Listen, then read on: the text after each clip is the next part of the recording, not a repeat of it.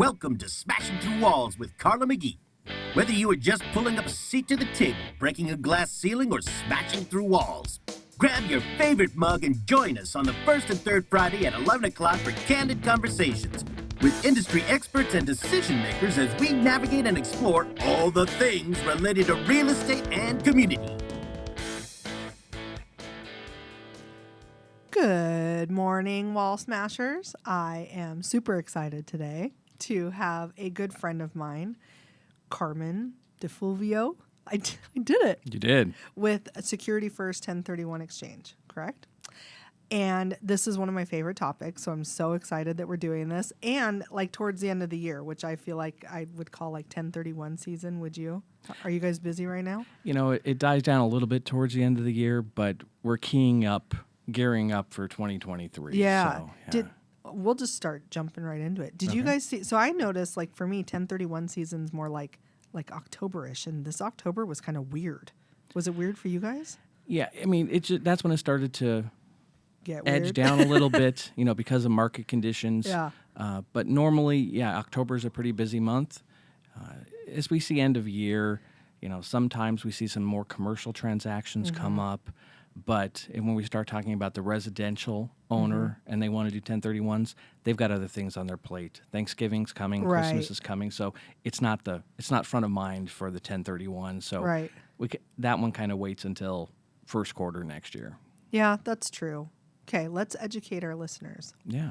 So we just use the term 1031 like it's a noun, right? So like, what is a 1031? So 1031 is Section 1031 of the tax code, referred to most people by 1031 exchange. And what a 1031 exchange allows is you can sell your investment property, whether that's a rental house, land, commercial property, whatever type of real property that's held for investment purposes. You can sell that property, and instead of paying the tax on it, you're going to pay capital gains, state taxes. There's a lot of taxes that come up. But instead of paying those taxes, you can do the 1031 exchange, follow the rules, which we'll go into. Right, super tight rules. Yeah, and then as long as you buy new investment property within certain time frames, you can defer those taxes. So you don't have to pay the money. You get to keep it. Maybe you owe $20,000 in taxes, or maybe it's a commercial property where you owe $2 million in taxes. Right. You get to keep those dollars and use that money to reinvest into your new property. So I always tell people it's an interest-free loan from the government. Pretty much. Yeah, you get to keep this money instead of giving it up. You keep it, and you get to build wealth rather than pay the tax on this money. So so it's a wonderful tool. It really is. And notice how we say defer and not avoid. Yeah. Right? It's You're just not kicking that can down the road, but it's a great can to be kicking, because if you think about, like, there was a client I had who bought a crappy little triplex in Mesa years ago for like $100,000. So he invested $20,000, right? The down payment. Yeah. He now owns multiple units, multiple doors, because he was able to take that $20,000 and now sell his triplex, and then we exchanged it into other units. So now that he still has that little $20,000 investment is now multiple properties. Yeah. Right? Like if you think about it, because we, leveraged it and spread it across a couple of them. Oh, yeah, it's great. You get to just watch it grow. Yeah. Yeah. So, yeah, it's like, yeah, you could do it now or do it later. Or there's defer till you die. We actually call it swap till you drop. Oh, well, I love it. Okay. I should leave the death part out of it then. Well, no, it's another option. I would say most taxpayers don't take advantage of that. Take advantage of it. That's kind of funny to say you're going to take advantage of dying, but that's one thing we all have in common. We're going to die death at some and taxes, point. right? Yeah. So one of the things you can do in 1031 is you keep on exchanging, and you exchange. I have to raise my hands because I always talk with my hands on this. They keep on exchanging, and then when they die, what happens is if they've structured it properly with their tax professional, the heirs don't inherit their tax liability. So maybe for 20, 30 years, they've kept on exchanging. They've exchanged 5 or 6 times. They, like you said, they went from one property to 2 properties, and then 2 properties to 3 or 4, and just made it bigger and bigger. And when they die, their heirs can get a stepped-up basis on that property so that they don't inherit the tax liability. It dies with the taxpayer. So it's a wonderful tool. It's just like I said, bad way to get there. Right. Now, that being said, everybody needs to talk with their tax professional about that. 100%. Because I can't advise them on that. You can't advise them on Nope. that. None of us want to. We just want to bring up the idea. You Yeah. can do it. You'll even see at the end of this episode, there is a long list of people you should consult after Perfect. listening to this podcast. Yeah. Yes. And so if you work with your tax professional, you can get that stepped up basis because it's all about how you hold title on the property.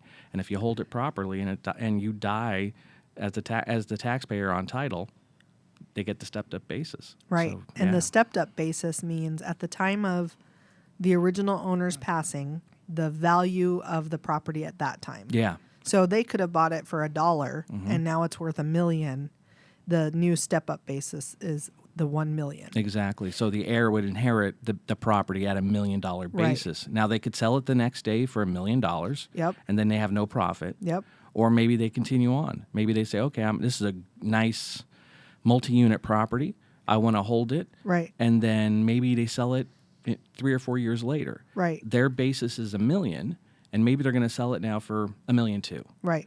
So So- it's the delta then. Yeah, the delta, the $200,000 difference, they either pay tax on it or then they could do a 1031 exchange. Right. And so I've had families, groups of siblings, Yeah. whatever, that their parents have passed and left them multifamily properties and have called me.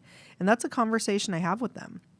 Because sometimes they're like, what if we remodel this? What if we put some money into it and really, turn that $1 million property into a $2 million property? It's like, well, I recommend you talk to your tax professional and make sure you bring up this concern. Yeah. Right. Because now you have messed with your basis. It's nice to have a nicer property. Well, because yeah. then you're gonna be able to get more income on Right. the property because you're gonna rent at a higher rental. But is it gonna benefit you? What's the ROI gonna be? Right. What's your actual goal? If your goal is to just sell it because your parents passed and that was a nice inheritance, say thank you and let's just do it in its current condition. Yeah.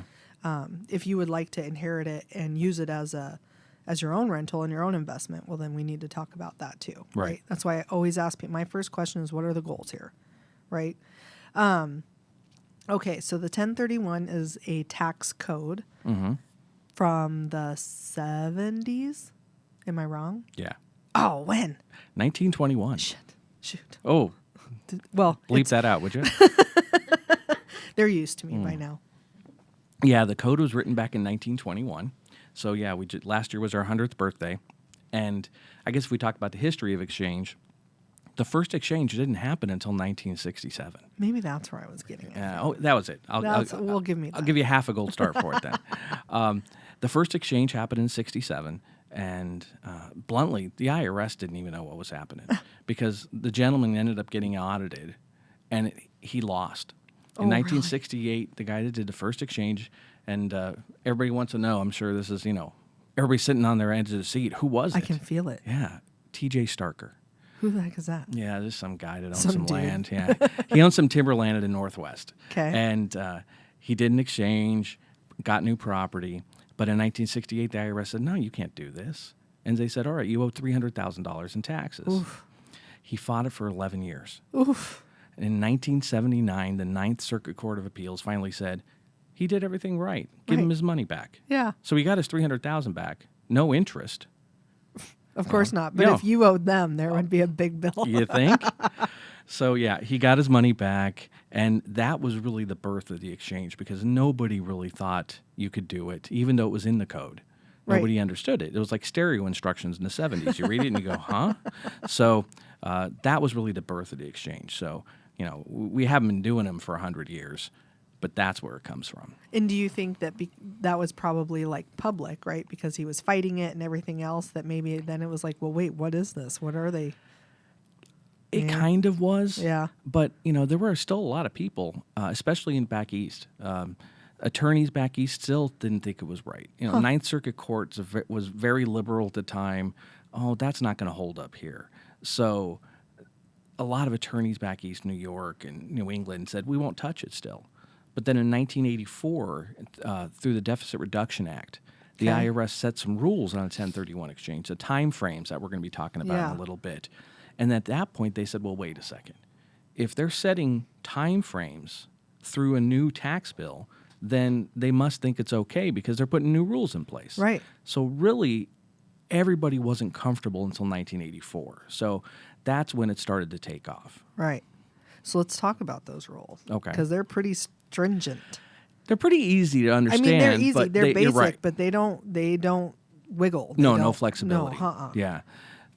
There are two things a taxpayer has to do to defer all their taxes. The first one are some financial requirements. And basically what they have to do is buy a new property of equal or greater value. Mm-hmm. Now, the reason behind that, and I have this argument, wink, wink, it's not an argument, but clients don't understand why.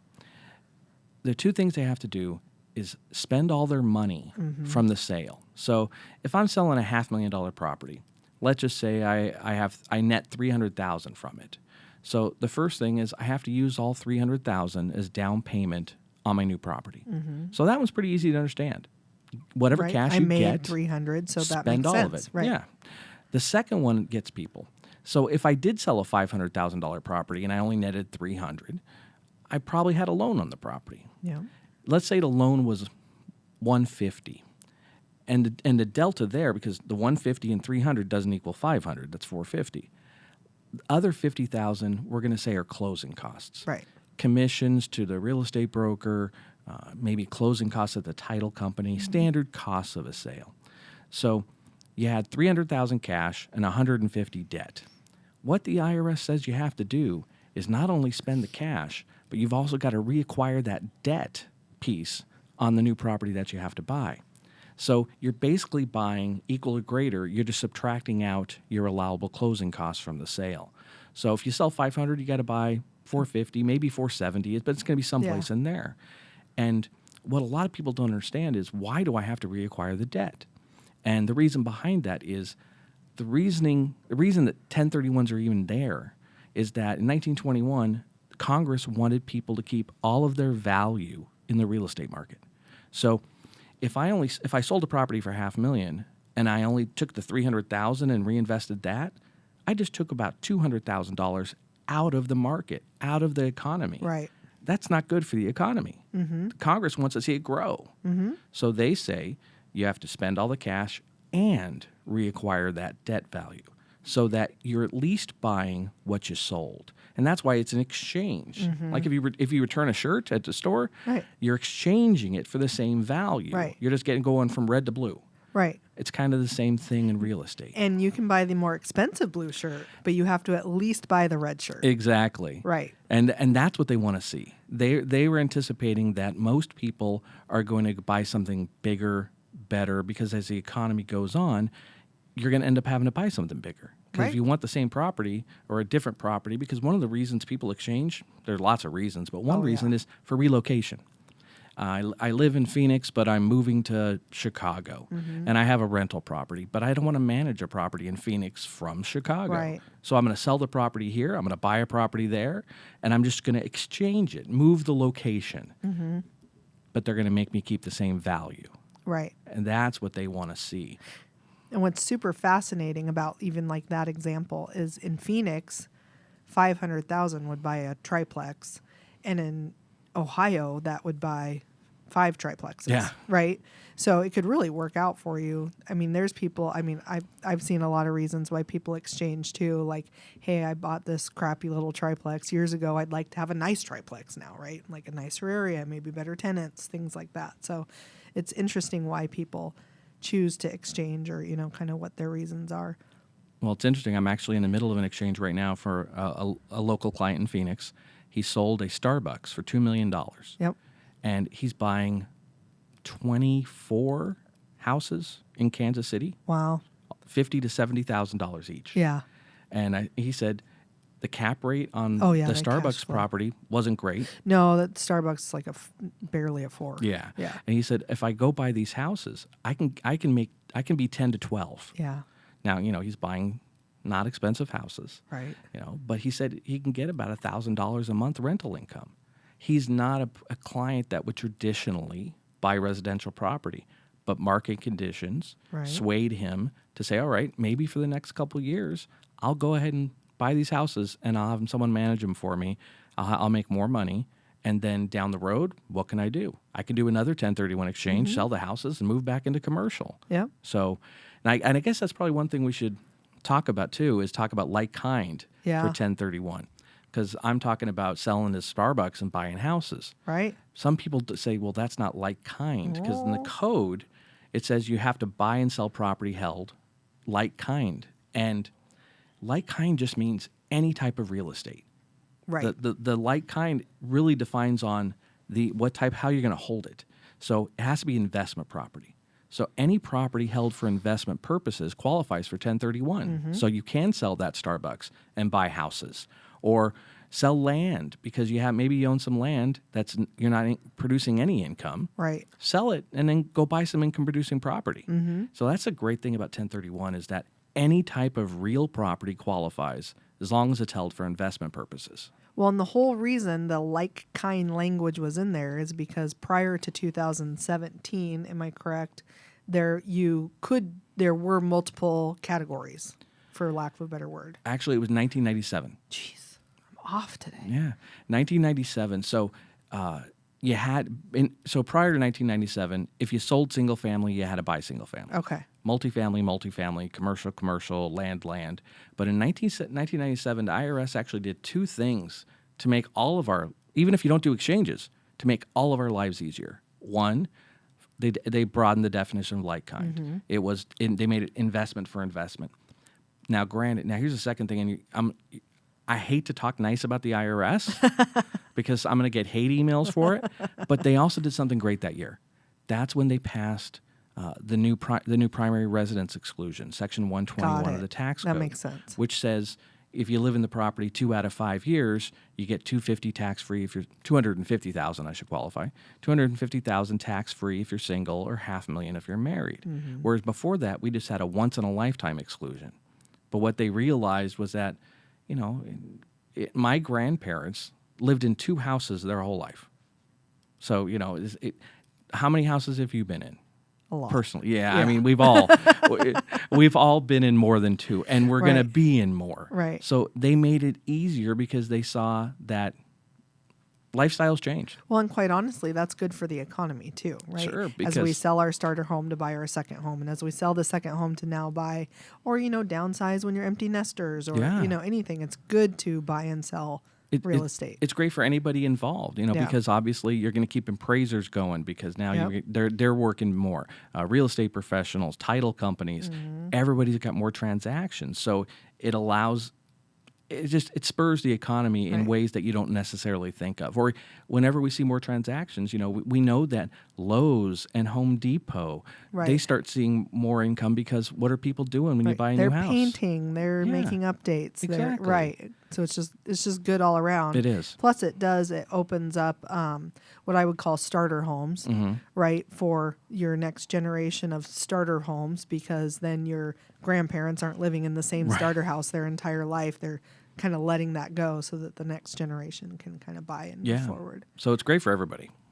Okay, so that was 1997.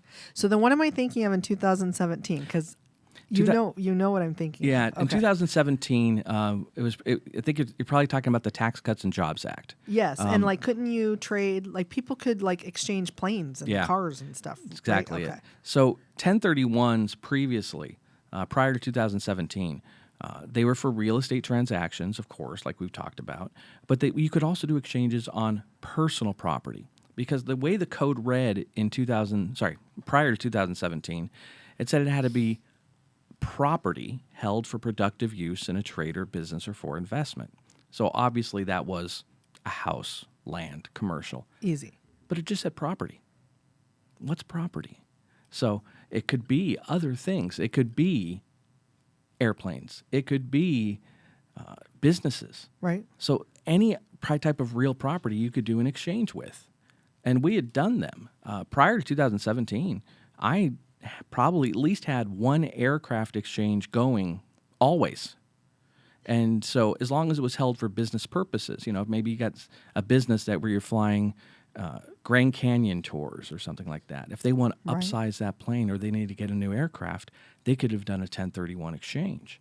And now, what people don't think of about that is you would say, well, if I bought a plane 10 years ago for $1 million, Right. it's going to be worth less now. 'Cause Like a car. Yeah, it's not worth more. It's worth less. So I'm going to sell it for $700,000. Okay. So if I have no profit, why do I need to do a 1031 exchange? Because I lost money. Oh, I want to tell you the answer so bad, but I'll let you do it. No, you tell me. It's the depreciation. The depreciation, yeah. It's called recapture depreciation. So when you sell a property, you've been depreciating it over its lifetime. Real estate, you depreciate. When we talk about residential, it's 27 and a half years. Commercial property used to be 39 and a half. They just changed it a couple of years ago to 42 and a half years.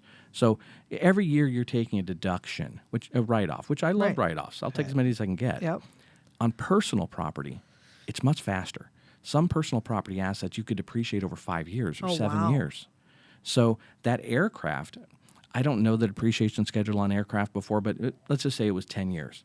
If you owned it for 10 years, you've depreciated down to nothing after you owned it 10 years. Right. So now when you sell it, you sell it at a loss, but you have to pay back 25% of however much you depreciated that asset, which if you Right. depreciate it from $1 million to nothing, that's $250,000 in taxes you owe. Uh-huh. So even if you sell it for $500,000, half of that you're paying in taxes. Yep. So you could do a 1031 exchange. Unfortunately, through the Tax Cuts and Jobs Act passed at the end of 2017, we almost lost 1031s completely. Our trade organization, the Federation of Exchange Accommodators, along with NAR, CCIM, Oh, yeah. tons All of going after it, I'm real sure. estate organizations were like, do not get rid of 1031s. We were all lobbying on the Hill.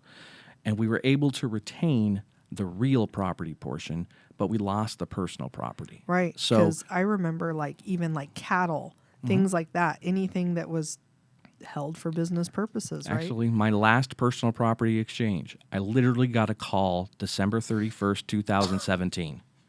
It was at noon. New Year's Eve.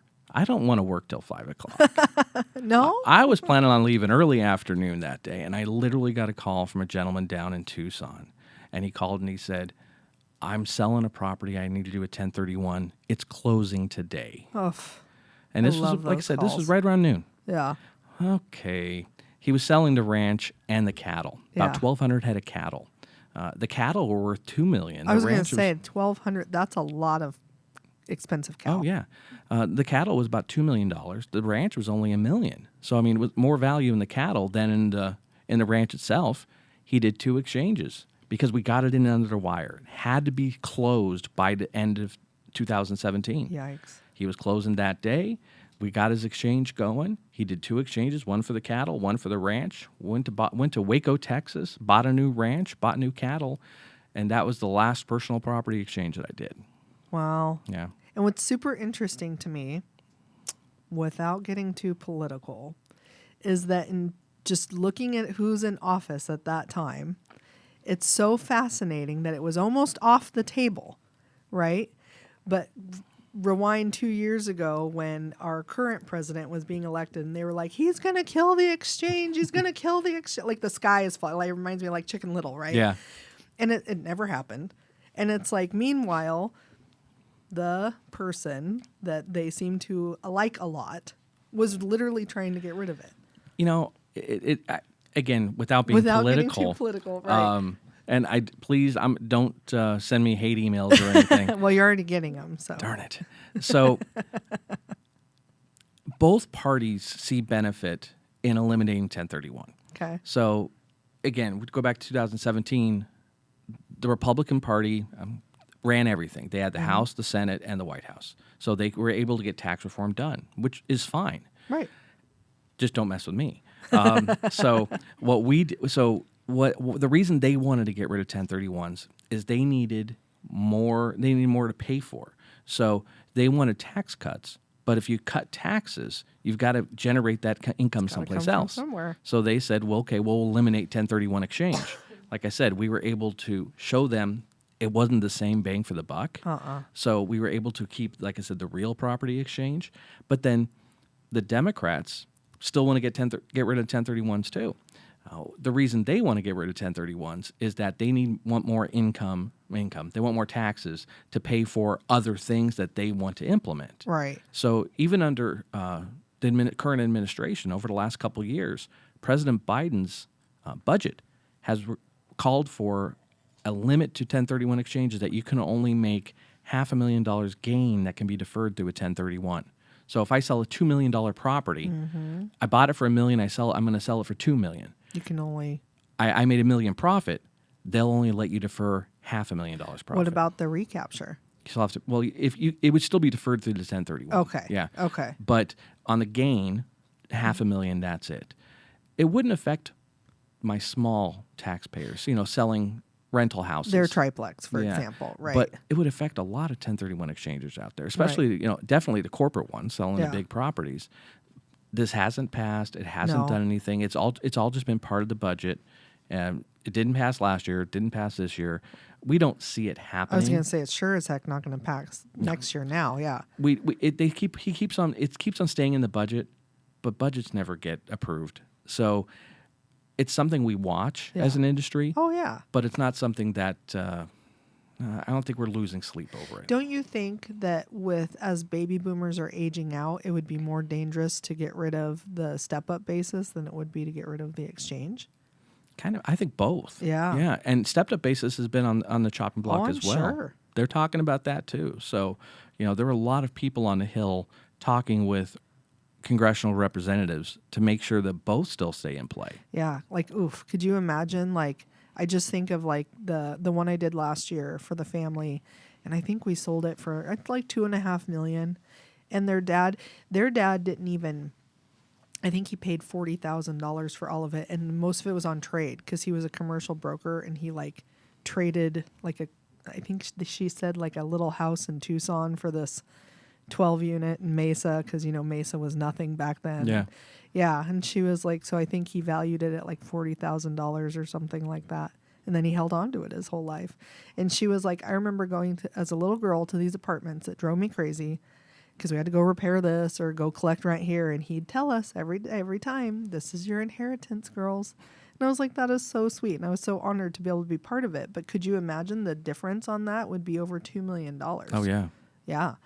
And if step-up basis didn't exist, then that would be a huge tax liability, and it wouldn't have the warm, fuzzy feeling that it did, once he passed and I was able to sell it for them. Oh yeah, and that's one of the things that like I said, it has to go through Congress.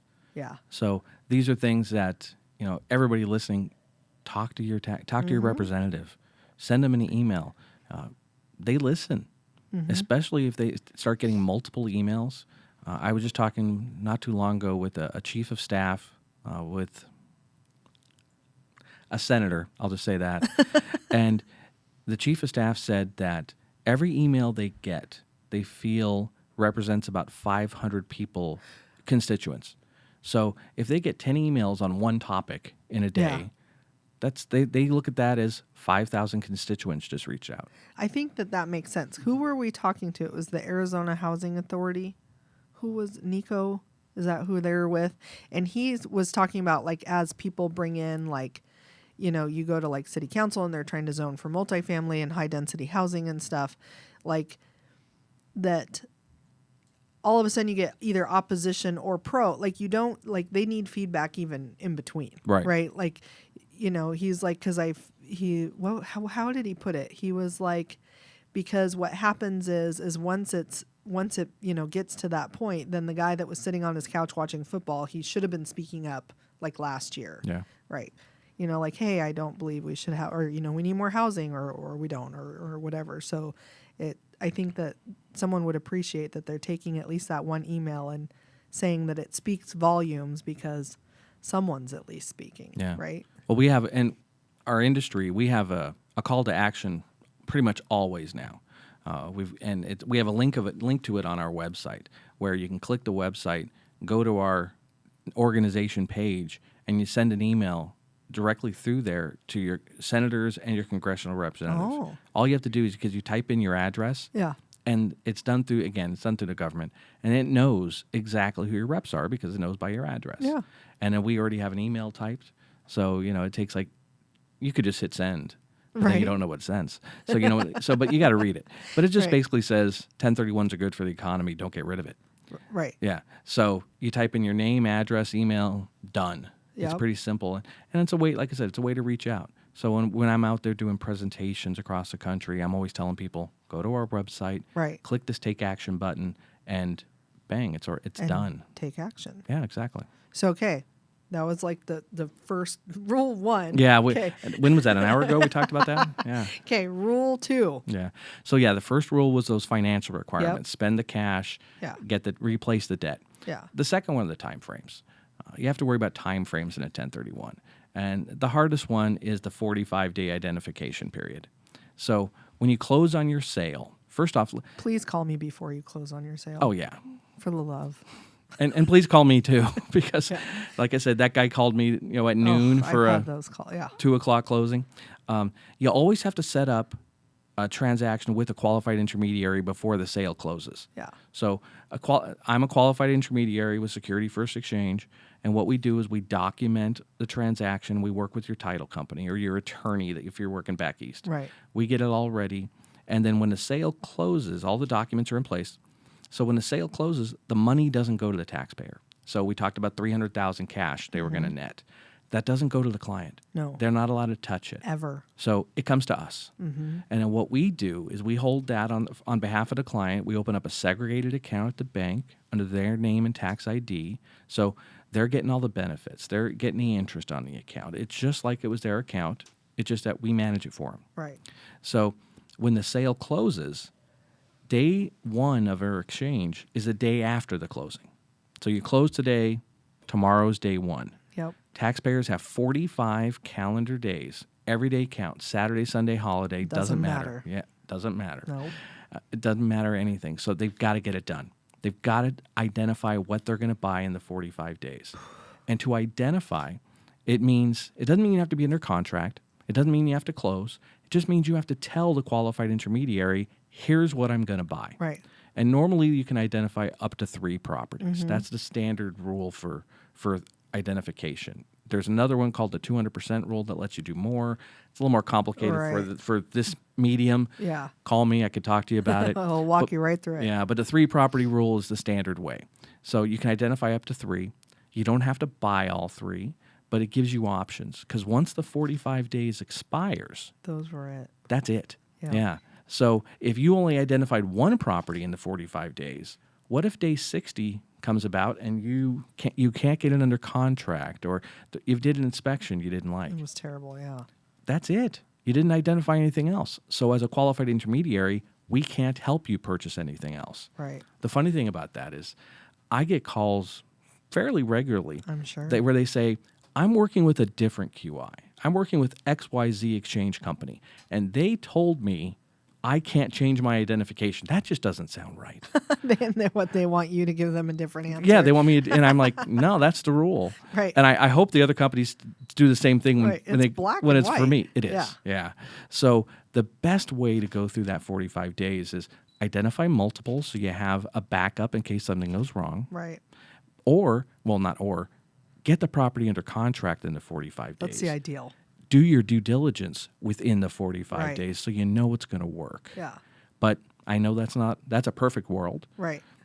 Sometimes you just can't do it. Yeah. So identify multiple. That way, if you have 3 properties on this form, if the first one doesn't work out, you've got 2 more hopefully you can fall back on, and hopefully they're still available. Right. I know in my ideal world, you have called me before your property closes. Actually, in my ideal world, I'm the one selling your property. Yeah. Right. Because I know what all your dates are. I can line everything up. Yep. Because I'm sure you have the same opinion.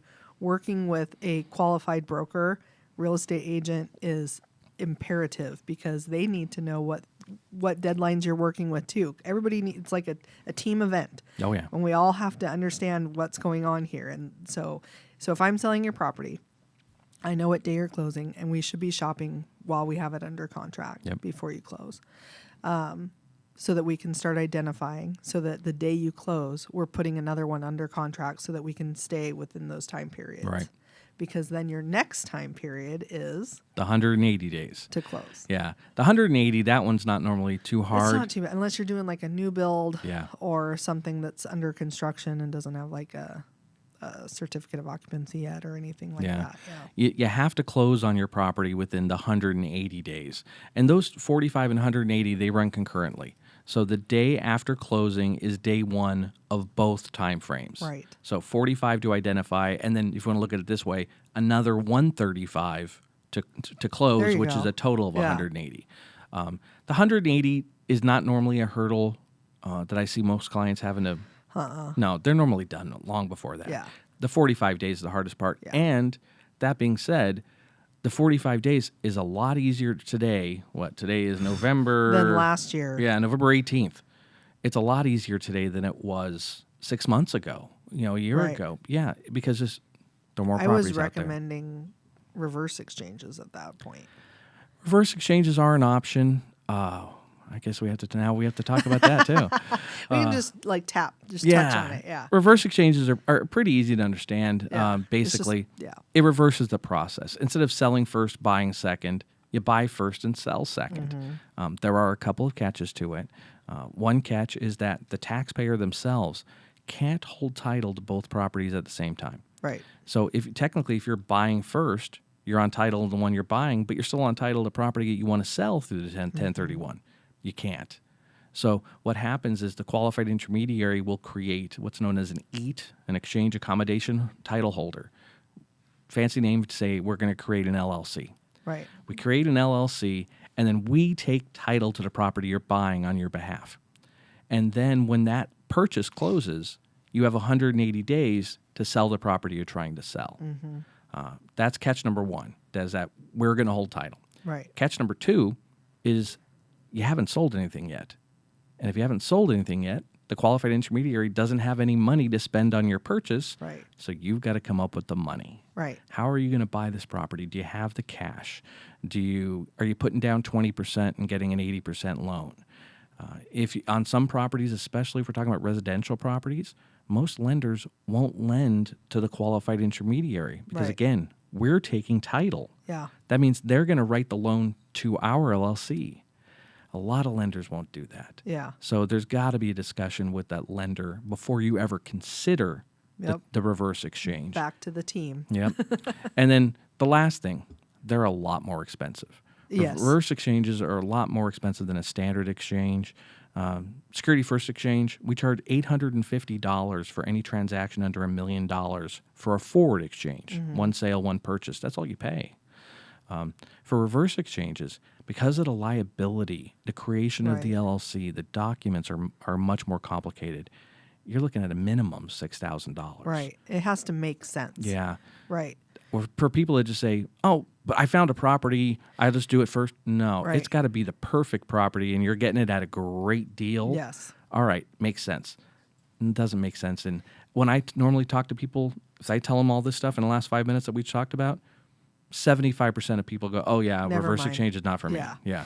Yeah, no, it has to make sense. Again, you have to talk to people that understand all these processes so that you can have like a whole round conversation.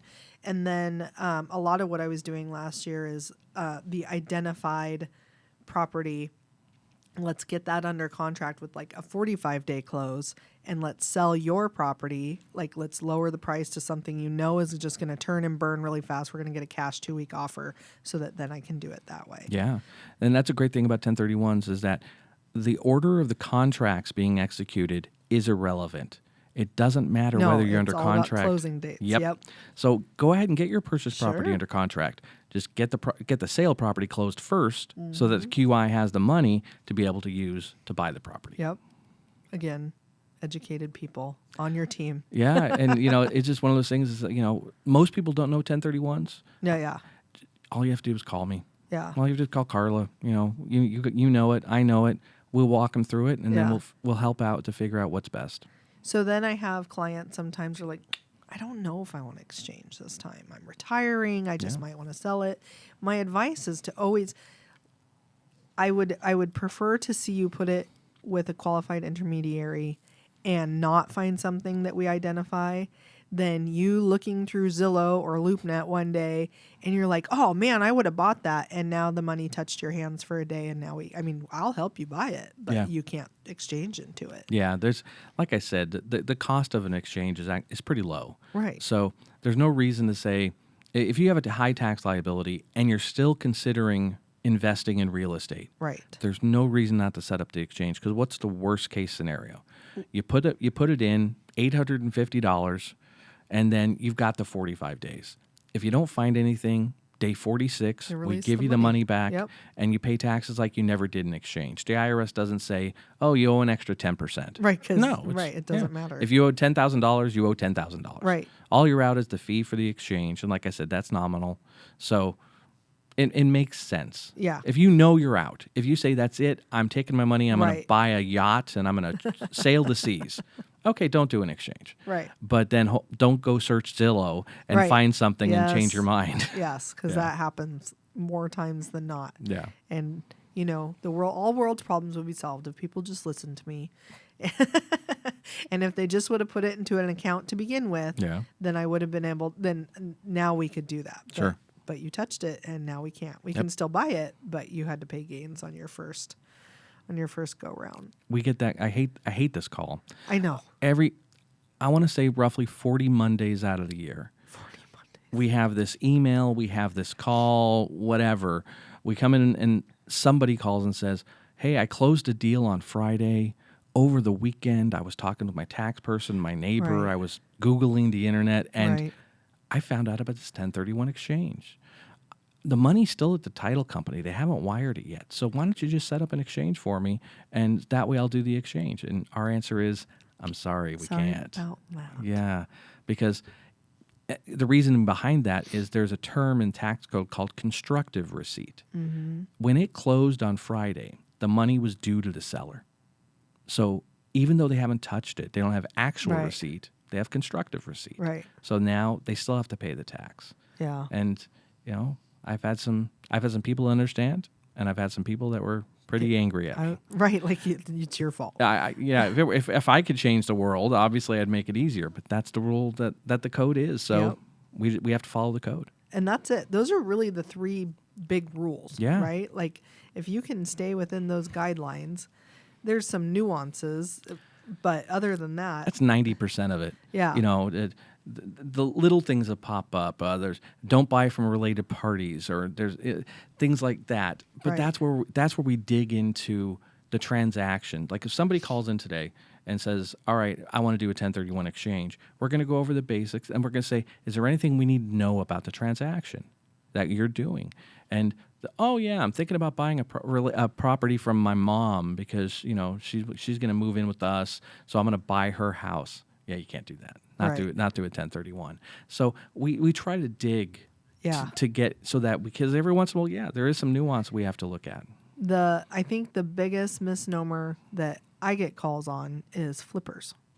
Flippers want a 1031 exchange all the time, and if you're on any social media and any of like the groups where they talk about it, there is a big divide down the middle of those that think you can and those that think you can't. And here's how I put it. Just because you get away with speeding every day doesn't mean you're supposed to be speeding. Did you steal that one from me? No. Okay. I use that one all the time. Do you? I do. That's funny. I say mine is you can go 100 miles an hour from here to Tucson, and if you don't get caught, you're fine. Right. And getting caught would be audit, and I don't want to be on. I don't want to be audited. But yeah, so I guess let's talk about flippers just for a second. Yeah. I don't think, my personal opinion, talk to your tax person. 100%. My personal opinion is flippers can't do exchanges because the way the code reads, it says it has to be property held for productive use in a trade or business or for investment. Flippers don't hold properties for investment purposes. They buy it for one reason, for resale. Mm-hmm. So flippers shouldn't do exchanges.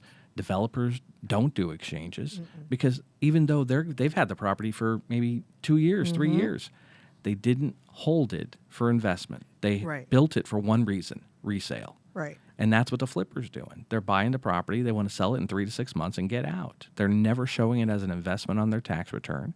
So it doesn't qualify. Now, some very aggressive tax professionals might disagree with me.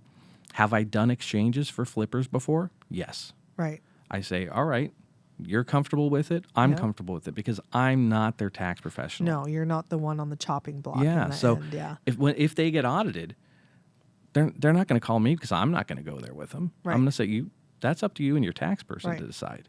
So I don't want to say they can't do it. My opinion is they shouldn't. Right. Well, same, right? If I have a flipper that wants me to sell their property and that wants me to help them put them into the next one, I'm not going to tell them no. Right. But I am going to tell them that you should probably consult your CPA. And if you have, then I will continue to move forward. Yeah, but you know who their CPA is, right? TurboTax. Just because you can doesn't mean you should. I get that call, oh, I don't have a tax professional. Wow.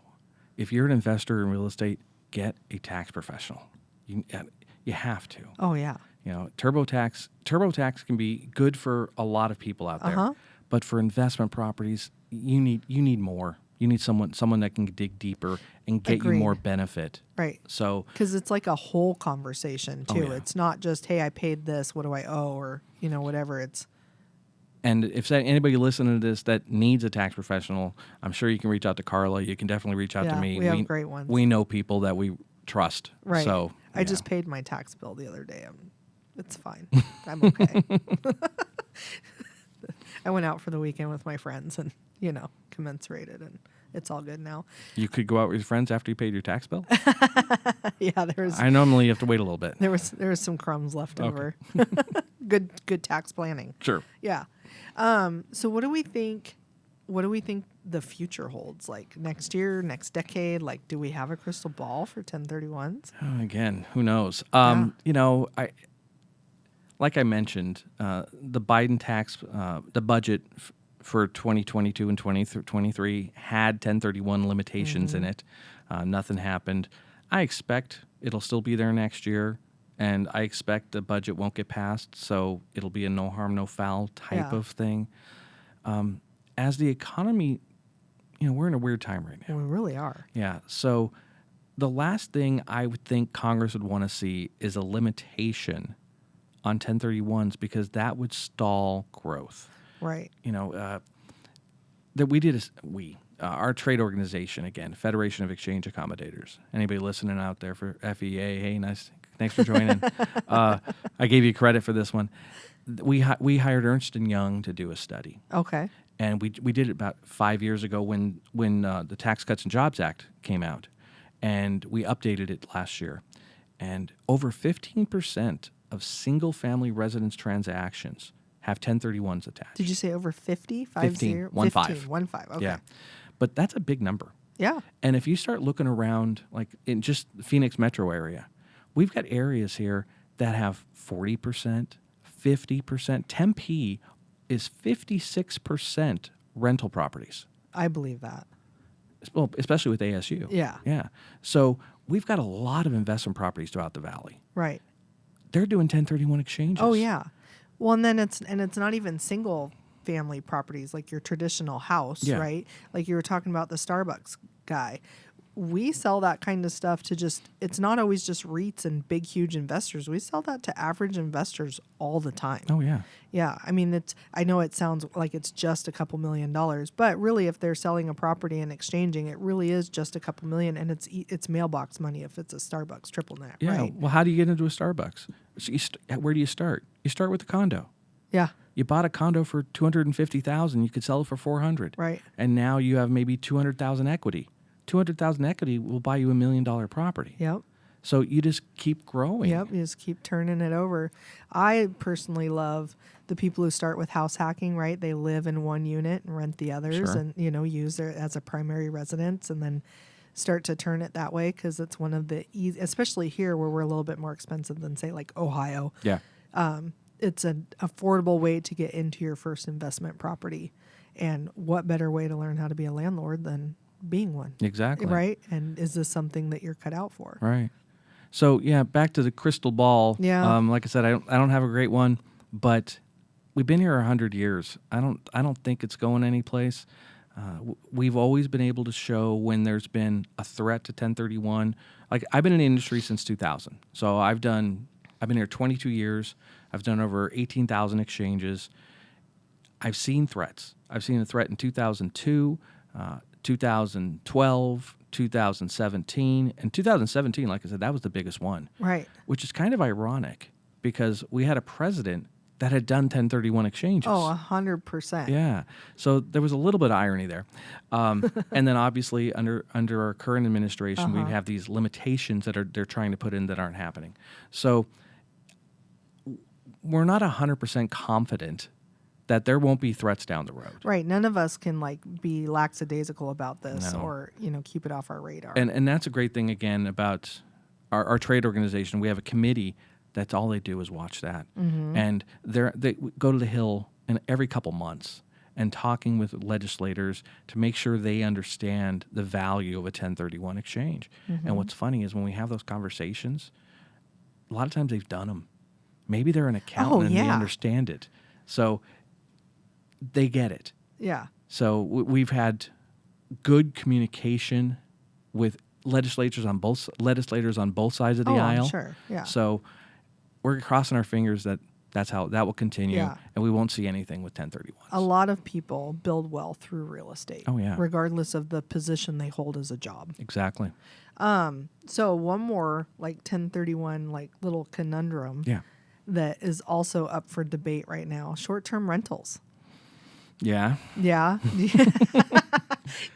How do you perceive short-term rentals as a 1031 investment? I don't have a problem with it at all Okay. as a 1031 investment, because as long as you're not using it personally. Right. So if you live in Phoenix and you have a short-term rental in Vail, Colorado, Right. perfect. You want to Airbnb it, VRBO, whatever, go for it. The thing comes up is that you can't use it personally. You're allowed to use it up to 14 days a year. That's it. Anything more than that, then it becomes a second home. So you have to be careful on how much you use it. But if it's a true Airbnb short-term rental and you're not going other than to make sure it's still standing, that's fine. So you hold that property for a couple of years and then you decide you want to move on to something bigger and better. Right. Go for it. Yeah. But yeah, it just comes down to, with the short-term rental, comes down to, is there personal use? Right. And if there is, then we've got to be a little careful. And it's just the real estate of the short-term rental. So you can't use whatever gains you're using to then exchange into. You can't buy furniture and like decorate it and stuff, right? Yeah, it's going to be for the real property. Now, when we see, most of the time when I see somebody buying a residence that has furnishings and things like that, normally it's not given any consideration. Right. Zero value. Yeah. So in that case, it's fine. Right. But if there's going to be value to it, maybe it's got some grand piano that's worth $15,000, Right. and they're going to say, okay, no, you got to pay extra for this. Yeah. Then the 1031 can't pay for that portion. The 1031 can only pay for the real property. Right. And we already talked about this. It can't pay for personal property. Right. Which would be the grand piano or the ornate furniture. Right. So if there's value given to it, no, the 1031 only pays for the real property. And then what would have to happen is the buyer, my client, would come in with cash at the closing to pay for the personal property. Right. I've just seen it where I've had a client who exchanged out of a multifamily and bought a couple Airbnbs. And the question was, well, can't I use part of my gains to furnish the houses? Like, it's kind of expensive. Yeah. I mean, you could, but you're going to pay taxes on them first. You couldn't do it through the exchange. So Right, what would yeah. you'd have to happen is at the end of the exchange, you leave money in there. You leave $20,000, Right. and then we give the client back $20,000 when the exchange is over. They pay tax on the 20, and then they can do whatever they want. Right. Exactly. Yeah. Yeah. Otherwise, go open up a credit card at IKEA or whatever you need to do and just furnish it that way and Definitely. get it done. Yeah. Well, it's always fun talking to you. Thank you, How Carla. does everybody get a hold of you? You can reach me toll free 855-446-1031. That's the 1031. Did you catch that? That's the You're so clever. That's our main number for Security First Exchange. That rings on pretty much everybody's desk in the office. I have a couple of offices, so it rings every place. talk to my staff, ask for me. When I'm actually in the office, I'm answering the phone just like everybody else. Or you can get me if you go to security1stexchange.com. First is 1ST, so security1stexchange.com. Get our website. You'll see some articles that I've written on different topics on 1031, so you can look it over, find out some interesting pieces. Hopefully, you can email me from there. My email would be cdifulvio, CDIFULVIO, V as in Victor, IO, at security1st.com. It's real easy. He's also on LinkedIn. I am. I'm trying to be every place. You and me both. Yeah. It was good to talk to you. Thanks, Carla.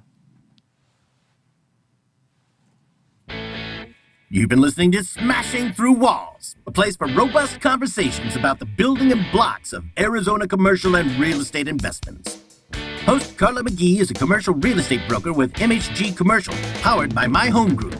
The opinions expressed here are not necessarily the opinions of My Home Group and do not constitute any offer or advertisement of business or services. The real estate market is cyclical, and listeners assume all responsibility should any return on investment, tax consequences, credit effects, or financing terms not meet their expectations. Guests may not be qualified to provide financial, legal, or tax advice regarding a real estate transaction. Listeners are advised to obtain professional tax and legal advice and counsel.